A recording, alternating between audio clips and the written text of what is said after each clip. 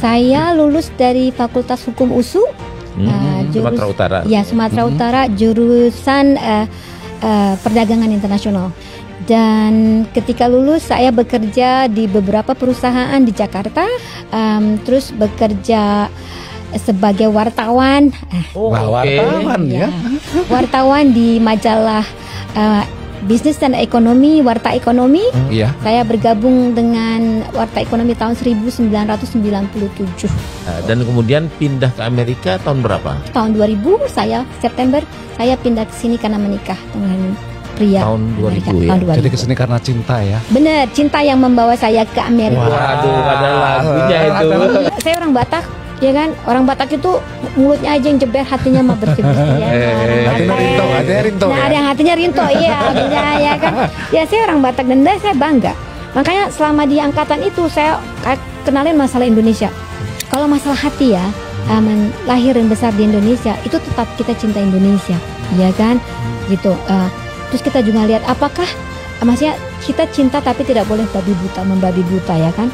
Cinta. Misalnya kalau saya saking cinta sama Indonesia, apakah Indonesia akan meng-hire saya sebagai angkatan? Enggak kan?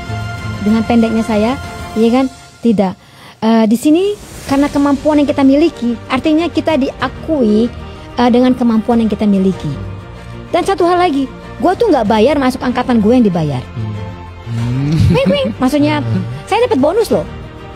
Masuk angkatan $7.000, berapa ribu dolar gitu. Mengeluarkan uang. Nggak ngeluarin, malah dikasih duit gitu. Sementara ya kita sudah tahu bagaimana budaya yang beda ya, maksudnya cinta kepada Indonesia itu tetap. Pertama kali saya kerja harus bersihin restroom, saya nangis. Saya bilang sama ibu saya telepon mama di Jakarta.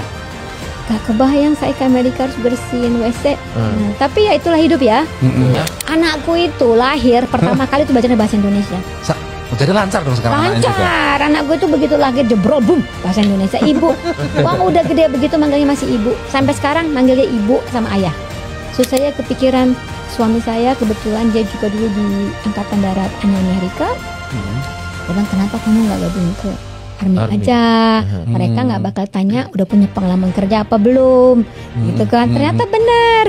Maksudnya ketika saya coba mau gabung ke angkatan, saya masuk ke recruiter office, mereka tertarik mau gabung angkatan. Mereka tuh nggak lihat tinggi badan, nggak lihat jenis kelamin. Mereka bener, saya tolongin, kata gitu. Jadi pas ujian nilainya cuma 29, padahal untuk lulus 31. Tinggal sedikit kurang 2 aja ya. So saya kalah ujian pertama. Tapi apakah itu mematahkan semangat saya? Enggak. Maksudnya saya tanya berapa lama lagi saya baru boleh ambil ujian berikutnya. Coba lagi. Harus tunggu 30 hari. Jadi selama 30 hari itu saya belajar lagi. Lewat. Satu hal yang sangat saya sangat lihat gitu ya. Mungkin ketika di Indonesia saya nggak bisa gabung angkatan karena saya pendek. Saya bahkan nggak bisa maju, saya jadi jaksa. Kan jaksa di Indonesia juga harus tinggi tertentu loh, ya nggak? Saya kurang tahu malah. Mungkin correct me Pak Ambong, maksudnya saya nggak tahu, tapi dengar-dengar begitu nggak tahu lah ya, betulnya, ya kan? Ada juga keinginan pengen jadi polwan, tapi kan nggak mungkin jadi polwan kecil begini, ya kan? Artinya dari segi tinggi badan saya sudah di stop, nggak bisa berkarir jadi polwan atau jadi tentara. Tapi di sini saya pendek kecil mungil gini.